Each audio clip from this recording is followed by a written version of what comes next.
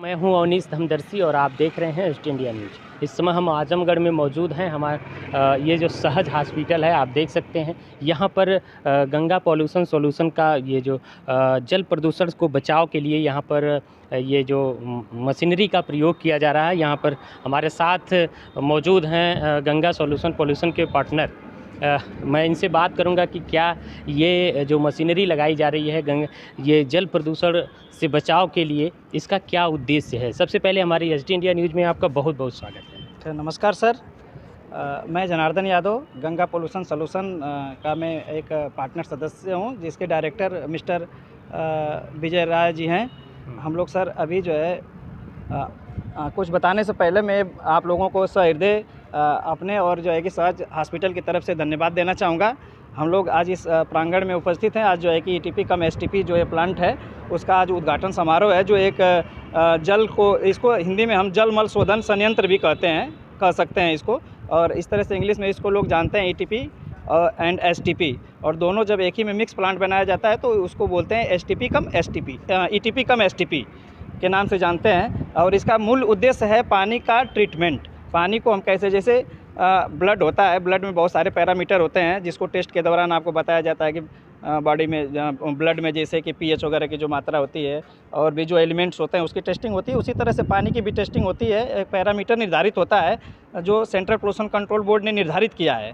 उस जो निर्धारित किया है उसी के मुताबिक जो है कि जो ये प्लांट है उसको संचालित किया जाता है। जैसे उसमें हम बता सकते हैं जो 5-7 पैरामीटर हैं, जिसको हम कह सकते हैं pH, COD, BOD, TDS, TSS, ये सारे पैरामीटर जो है कि यहाँ पे मेंटेन होते हैं। मेंटेन करने के बाद जो है कि पानी को डिस्चार्ज किया जाता है। तो गंगा पॉल्यूशन सॉल्यूशन बनाने का जो उद्देश्य आप लोगों ने ये बनाया है, इसका क्या मकसद रहा, क्या सोच कर? सर गंगा पॉल्यूशन सॉल्यूशन जो है कि एक कोई जो है कि एक प्राइवेट फर्म है, एजेंसी है। हम लोगों ने नहीं बनाया, ये गवर्नमेंट का बनाया हुआ एक एक्ट के तहत जो है कि ये कार्य होता है।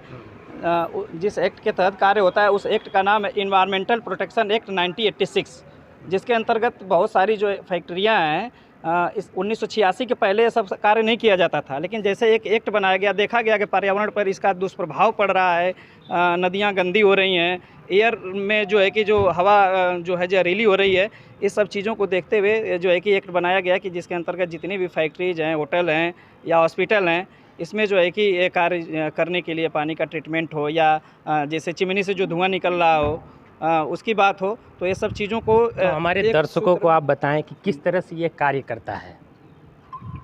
ज़रा इसको बताएं कि किस तरह से ये कार्य करता है और कैसे इसको लगाया जाता है।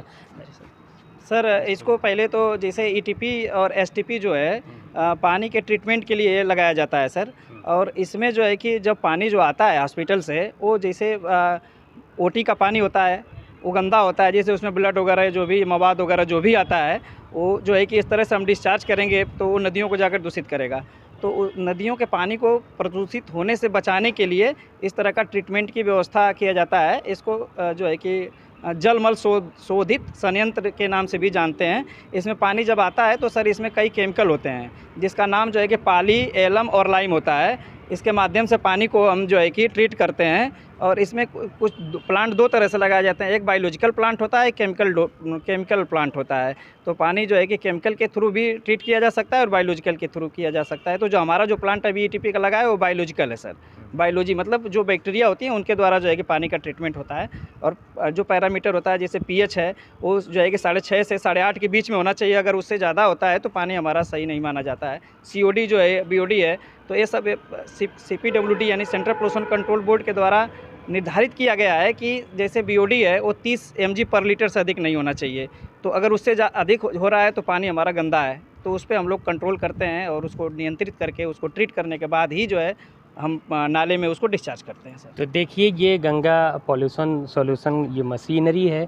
इस मशीनरी के द्वारा जो है जल को स्वच्छ बनाया जाता है और जो गंदे पानी होते हैं उसको स्वच्छ किस तरह से बनाया जाता है। हमारे साथ सर थे और इन्होंने बताया कि ये जो बनी हुई मशीन है, इस तरह से यहाँ से पानी पहले डाला जाता है, फिर यहाँ से फिल्टर हो करके आगे जाता है, बढ़ता रहता है, फिर इधर से ऐसे बढ़ते हुए यहाँ पे आता है, फिर यहाँ से होते हुए टैंक के माध्यम से फिर ट्यूब सेटलर सेकंड तक आता है। ट्यूब सेटलर सेकंड के बाद जो है कि पानी सेमी ट्रीटेड टैंक तक आया सर। अब यहाँ से पानी जो सेमी ट्रीटेड टैंक है, यहाँ पानी लगभग 60 से 70% ट्रीट हो जाता है। फिर ये 2 फिल्टर हैं जिसको सैंड फिल्टर और एक्टिवेटेड कार्बन फिल्टर के नाम से जानते हैं। इसके माध्यम से जो है कि पानी सैंड फिल्टर और कार्बन फिल्टर के बाद जो है कि पानी यहाँ से जो निकलता है वो बिल्कुल ट्रीट होकर निकलता है सर। जो हमारे पैरामीटर है वो यहाँ पर पूरा हो जाता है। जी बिल्कुल। तो देखिए हमारे साथ ने बताया कि इस तरह की मशीनरी लोगों को लगवाना चाहिए। अभी तक कहाँ लग चुकी है सर? हम लोग ऑल ओवर इंडिया काम करते हैं। हम लोगों को जहाँ से आर्डर प्राप्त होता है, जहाँ पे रिक्वायरमेंट होता है, पार्टी हम लोगों का एक आर्डर बनाती है,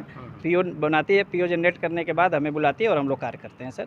इसको लगवाने में लगभग कितना खर्च आ जाता है सर? ये जो है कि डिपेंड करता है प्लांट की कैपेसिटी के अनुसार। प्लांट अगर छोटा हो तो अमाउंट छोटा होगा, प्लांट अगर बड़ा हो तो जो है कि पैसा ज़्यादा लगता है उसका, तो उसी के ऊपर डिपेंड करता है। अब तो जो है कि कुछ पानी अब तो इस तरह के प्लांट बनाए जाते हैं जिसको ZLD प्लांट भी बोलते हैं। पानी डिस्चार्ज भी करना नहीं पड़ता है, वो पानी बिल्कुल ट्रीट होकर फिर से उसको रीयूज करते हैं।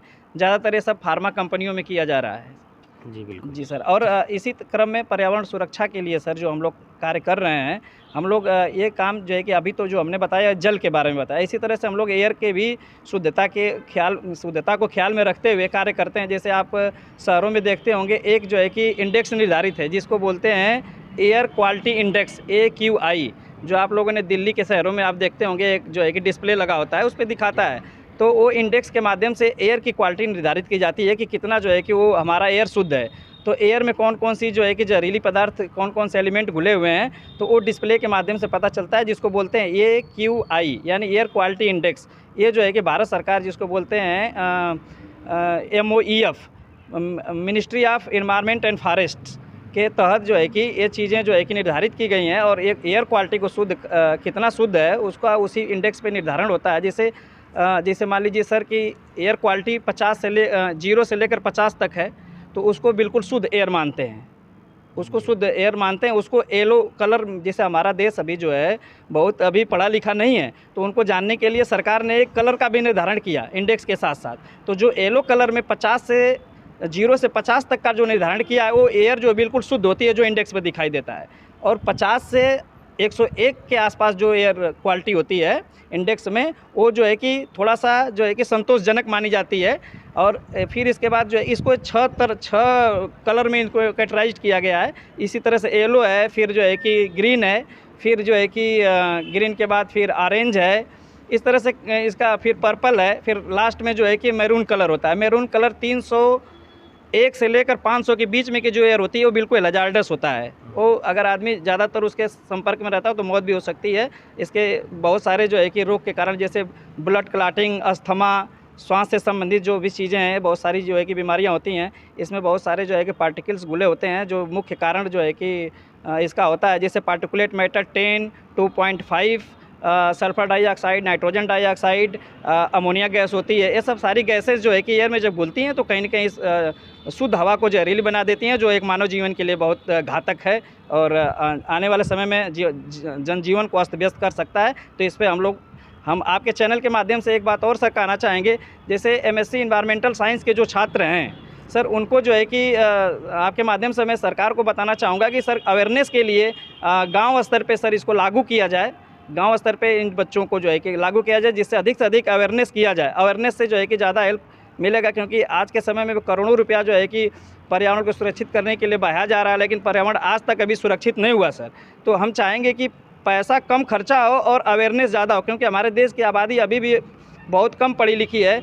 तो अगर इसको गांव स्तर पे लाया जाए और जो बच्चे जॉब के लिए परेशान हैं, उनको जॉब नहीं मिल रही है, तो जॉब भी मिलेगा। और MSc पर्यावरण के जो छात्र हैं वो अच्छे से गांव स्तर पे इसको अवेयरनेस लाया जाए, तो ये सब चीज़ों पे कंट्रोल किया जा सकता है और अपने देश को इन चीज़ों से बचाया जा सकता है और आगे बढ़ सकता है। तो देखिए जनार्दन यादव जी जो उन्होंने बताया कि गंगा पॉल्यूशन सॉल्यूशन जो है, ये मशीनरी जो है, ये जो सरकार करोड़ों रुपए खर्च करके पर्यावरण संरक्षण में लगाती है, वो कहीं न कहीं कम खर्च में ये इसके माध्यम से पर्यावरण को शुद्ध किया जा सकता है।